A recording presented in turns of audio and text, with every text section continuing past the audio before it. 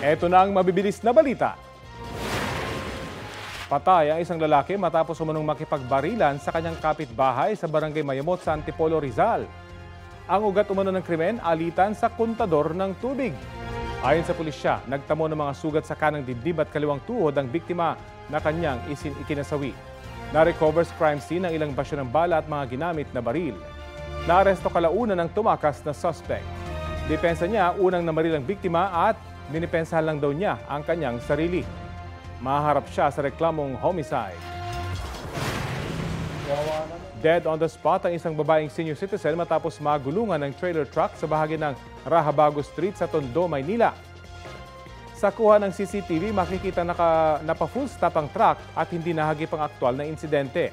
Ayon sa barangay, tila may iniisip ang 60 anyos na biktima habang tumatawid kaya hindi napansin ang paparating na truck.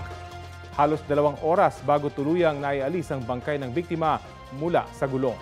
Hawak na ngayon ng pulisya ang driver ng truck na nahaharap sa karampatang reklamo. Sinusubukan pa namin siyang makunan ng pahayag at ang pamilya ng biktima.